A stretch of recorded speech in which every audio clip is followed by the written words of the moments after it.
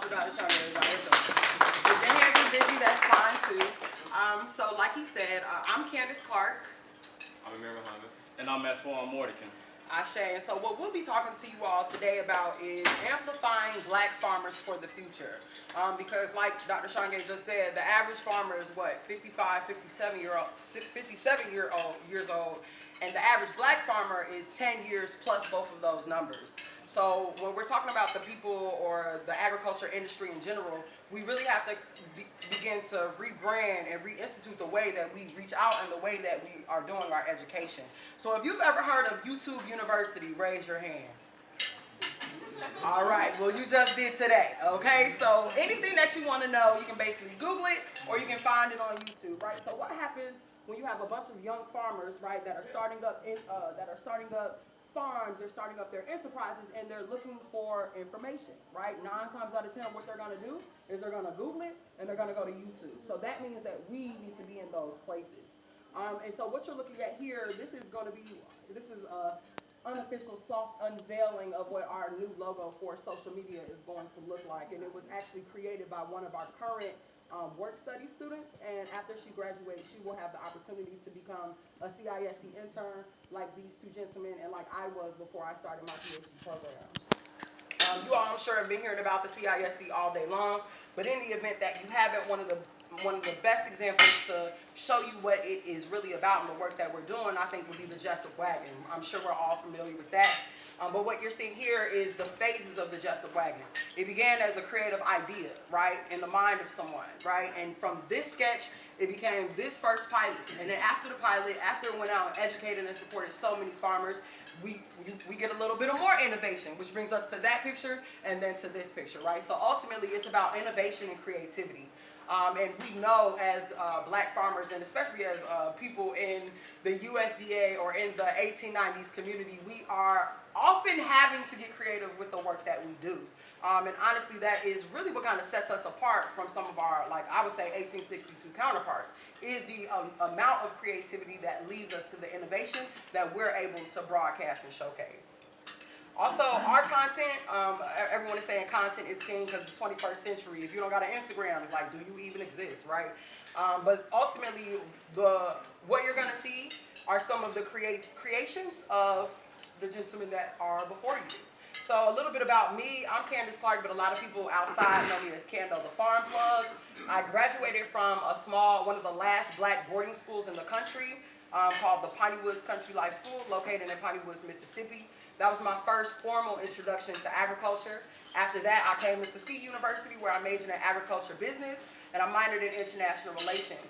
It was I also had the opportunity to understand the importance of agriculture. I also was a member of TUFAS, right, the Future Farmers and Ag Specialists. So at the time, Dr. Shangay was in his dissertation program, and he was really one of my mentors back then. And so now, I'm currently a PhD candidate in the Integrative Public Policy and Development Program, and I also work in the CISC as a Sustainable Food Resource Specialist, and my concentration is in communications and sustainable development. So not only am I thinking about the next 200, 300 years on Earth, right, what are some of those innovations, I'm also thinking about the ways that I can communicate them to my community. And so one of the ways that I was able to do that with some of my team members, a beautiful shout out to Maurice Antoine, he's not here today, and also Dr. Manye Chavers. The three of us came together to conceptualize something called Earth to You. And we have a short video to show you what that is, but essentially, we had always been doing, when I was in undergrad, we had Earth Week, and it was a really cool event that would take place on campus, educating people and getting the entire campus community involved in that conversation. That is really what kind of got my gears turning about it, and so it was a real privilege to be able to curate different content for our virtual community, because we really took this pivot during COVID, right, where everyone had to be at home, everything was pretty much digital, but we found that even though things were digital, it was still an opportunity to curate community.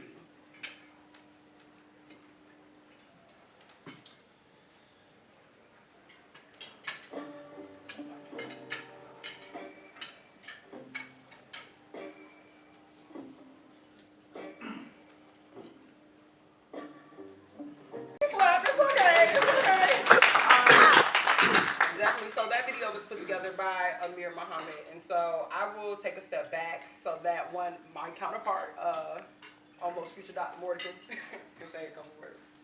Pleasure to be here and speak in front of you all today. My name is Antoine Mordican. I'm originally a native from the west side of Chicago. I graduated from Alabama A&M University in 2014 with a bachelor's degree in electrical engineering.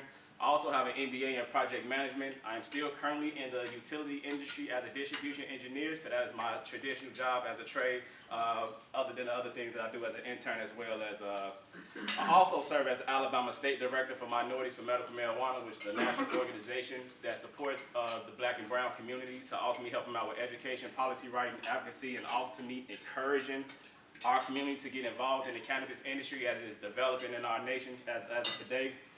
I'm also the CEO of Native Black Farm, which is a hemp cultivation company I founded back in 2020 when a lot of things was going on. So the purpose of Native Black Farm, we cultivate hemp for the purpose of smokable CBD flower, but it was really a starting point to prepare myself to get into the medical cannabis industry that we currently have at our feet today. So I'm also the CEO of Native Black Cultivation, which is an expiring medical cannabis cultivation company here in Alabama, which we're still on track to be one of the first black-owned medical cannabis cultivators here in the state of Alabama. A little bit about what I do. 1/3 of the guests on Growing the Green, where you'll see a snippet about that here next, where we pretty much have a conversation around cannabis in itself and hemp as well, because this plant can be used for so much more than how we think about it, just for recreational combustion and medicinal recreational uses and things like that. I respect the plant from top to bottom in totality, that this plant can be used for so much. It can be used for remediation, it can be used to clean our air, it can be used to clean our soil, it can be used to make biofuel. You can make a hemp power battery out of it. It's animal feed, building material. This plant can just be used for so much more. And myself in the position I'm in as the Alabama State Director, as well as an intern here, I want to be able to bring more focus and resources to the plant in itself and the potential that it can be done, especially at a higher level of education. So with a lot of the work that we do here, I'm heavily involved in a lot of the HBCUs here in Alabama. Shout out to Alabama A&M, Dr. Siebert over at the Research Center at Alabama A&M University, which they are currently cultivating hemp. And just being able to keep those relationships live and active and having a conversation around cannabis and the unlimited uses that we can use for this plant, but ultimately getting involved in the research aspect of this plant. So to be able to speak a little bit more about the Alabama Medical Cannabis Program, there is going to be tax dollars allocated for research for universities to be able to participate in the research of medical cannabis here in the state of Alabama.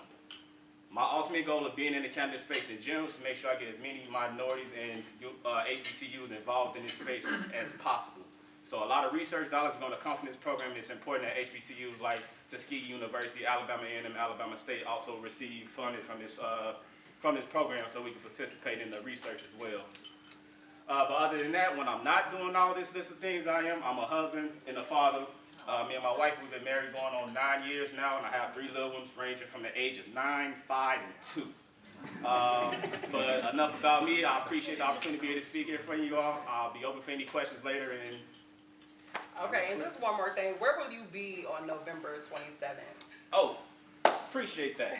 Everybody that's here that may be here in the city of Montgomery, November 27th, I will be presenting to the Alabama Medical Cannabis Commission down at the State House, November 10th. I believe the meeting starts at 10 o'clock. I don't know exactly what time I'll be presenting, but I'll be presenting my company on the reason why we should be awarded a license, and most importantly, what's our purpose and our vision for Alabama as this program continues to grow and develop. So if you have any time out on a Monday, November 27th, please show up and support.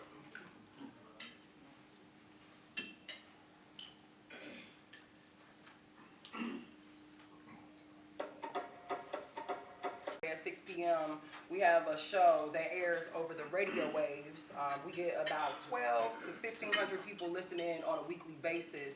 And on that show, we're doing exactly what Antoine talked about. We're unpacking not only the cannabis industry, but the impact that cannabis as a commodity crop can have on communities that have been directly impacted by both climate change and the war on drugs. And so there's a lot to do in that space. So. My name is Amir Muhammad. I'm from Michigan, originally Western Michigan, a small town called Cassopolis. Most people have never heard of it before. I went to Western Michigan, graduated in 2018 with a bachelor's degree in broadcast media. My minor was in journalism. I worked in the film industry for a number of years. I worked for NPR for a number of years, but after the pandemic, I came down to Tuskegee to start a quail farm with my father, or to join his quail farm. He had already had it operational. I bought into the quail farm, and I met Candace a few months later, and we began working together with CISC. I had no idea about anything that, extension did or cooperative extension or anything like that. So it's been a very great learning process for myself, especially as a farmer, learning, what different resources and things like that I have. I work as an intern with the CFSRPES directly in communication, so all of the videos you've seen here, I've shot, I've edited, and there's a number of other things we have going on here in Norwich currently. And I think that's Book is Butchery is the presentation you'll see next. It's I'll let you get to it. Yeah, okay, so what about your CISE internship experience? So we have the Too Fast program, which is like for students that are currently in undergrad. Then we have the CISE internship that is predominantly for graduate students or people who have already graduated but are still kind of looking for ways that they can break into the agriculture industry as a future farmer or ag specialist, hence Too Fast. And so I'm wondering if these were your 3 words about your... Yeah, so like I said, when I first came to Tuskegee, I never heard of cooperative extension before. I knew, we all know about Tuskegee, but I didn't really understand the legacy that I was walking into when I stepped foot on the campus. So the education I've gotten just from being an intern, again, my background is in communications and broadcast media. What I've learned about agriculture from being around the CISC, people like Dr. Shanga, people like Antoine, people like Candace, and Dr. Mortley, who we've worked together and done different things, has been invaluable. Just as a farmer and also as a person, my opportunity to flex my creativity, because as Candace talked about, as 1890s, a lot of us have to do more with less. Therefore, we have to flex our creativity to get things accomplished. And the historical implications of a place like Tuskegee and what that means to, as a black person, as a black man, and also what I'm trying to do with my career in terms of being a farmer. It's been an invaluable experience, and I would encourage anybody from any walk of life, regardless of what your background is, to do something like this. Because as a communications major originally, now I can do agro-communications because that gives me a different, set of, skills to work with. And it's something that's needed, especially considering the average age for farmers being 57 and for black farmers being 67. Young people learn through things like YouTube, so these programs that we put on are very, very important. Definitely, and so we also have a partnership with the College of Arts and Sciences. So my PhD program is like a connection between the College of Ag, Environment and Nutrition Sciences and the College of Arts and Sciences. But we also have a new communications major at Tuskegee University, and so to support those students and giving them real life opportunities to not only be published in newspapers, to be published on the radio and podcasts and even public broadcasting channels, is to get them on the ground and in spaces with extension agents, right? Because the whole process of what we're doing in the CISC is bringing the work of extension into the 21st century and even thinking about what that looks like beyond the 21st century. And so kind of setting the grounds for a platform for people to come and learn and be entertained at the same time. And one of his interns in the communications program in the College of Arts and Sciences, they pop in on the labs of the meat science course. And so they've been documenting like how sausage is made and how to tell, again, like I said, what is the value of meat and how can you tell. So these are just some QR codes if you all would like to check out more of the work that we've got going on. Definitely use the one in the middle, subscribe to our YouTube channel. The way you do that is definitely by opening your phone. It's okay, you can take a bow, this is that time. Go to your camera and you should be able to focus it on the screen, and then you should have some things that pop up. So we do, in case you have questions, I'll go back. But this is also a picture if you get a chance to go to the Tuskegee University Urban Agriculture Innovation Site. This is a picture of, it's a mural, the Sankofa mural for the Peacock Tract, which is where the historic Selma to Montgomery March came through and where our current urban ag site is located. So in the Growing the Green video, you saw Dr. Snapper, and he is actually the urban ag extension agent. So not only is he located in Montgomery, he works on the urban ag site in Montgomery, but he's also the third co-host to us two on Growing the Green, where we're advocating and advertising the work and that is going on at the urban ag site on the radio. So that way people locally in Montgomery are able to hear about what we're doing, when we're doing it, and how we're doing it. So, all right, are there any questions? Thank you all for your time. Thank you.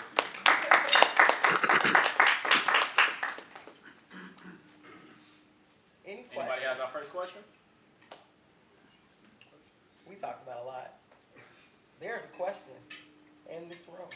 Are you convincing more for minority farmers to go into cannabis growing?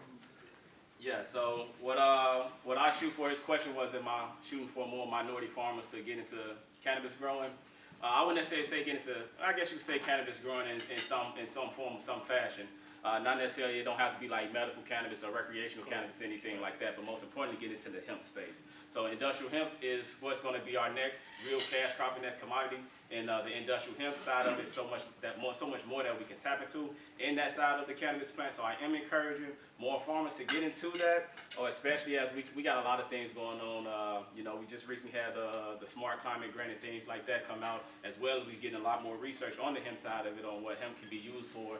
As we continue to expand our research and knowledge on this plant, I think it's very critical that the black and brown community and black farmers get into the space.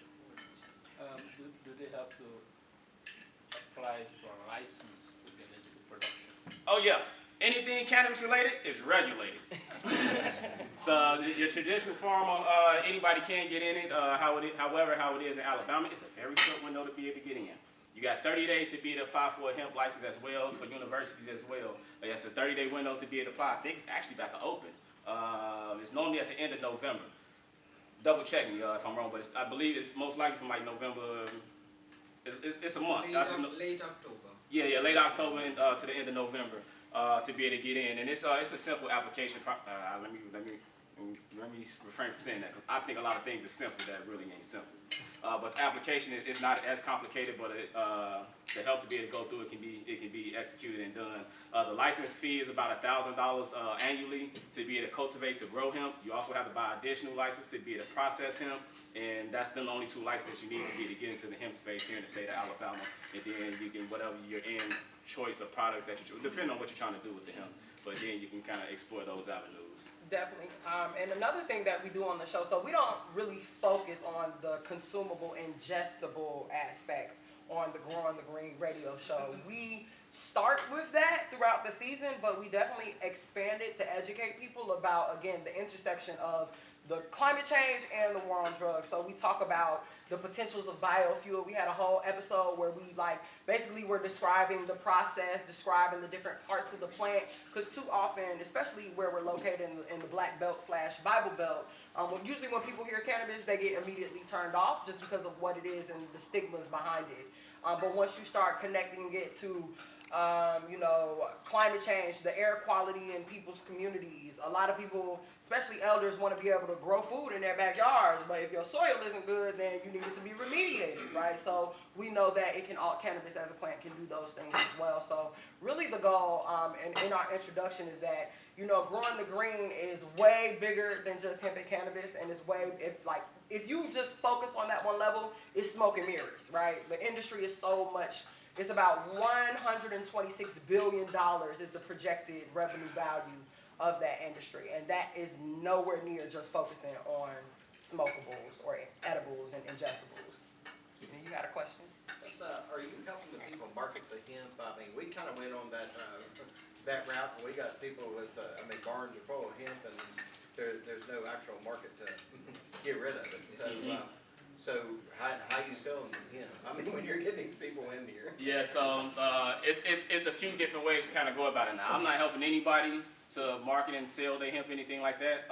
At the end of the day, I'm actually a business owner as well too, so I had to be creative and innovative in the ways on how I kind of go about and market my product and be able to get things sold. So most important thing I'll say, man, it's really just your network. It's about who it is that you know. And in the cannabis in the cannabis industry, it's so big, but yet it's so small. So being able to connect with those individuals that may be involved, or actually going to conferences, they host hemp conferences and things out here in Alabama, and just connecting with those in the industry. So let's say if you're just a farmer and you're not necessarily processing it, you can have a contract with a processor that has a processing license where you grow the hemp, he processes, he make the oil, use gummies, tinctures, or whatever, and then y'all can have a contract and find a local CBD shop to sell it at. Or if you want to do it for the industrial hemp, you can find a partner or somebody that's on the process side that may be making hemp creek or anything like that. Then you can kind of have that organization going together. But yeah, if you don't have that network kind of already established before you start growing hemp, it's going to be pretty tough to be able to get it sold.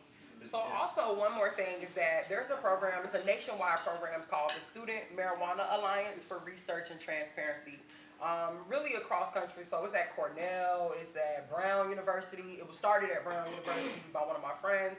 I saw the work that he was doing, was super excited because he literally at this point is an expert in the cannabis space. Like if you go in a certain room and say his name, people are gonna be like, oh my God, Nadir.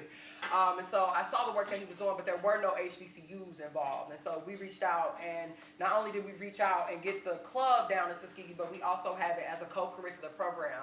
So that's how come we're doing the radio show to educate people. And we're also working with Antoine.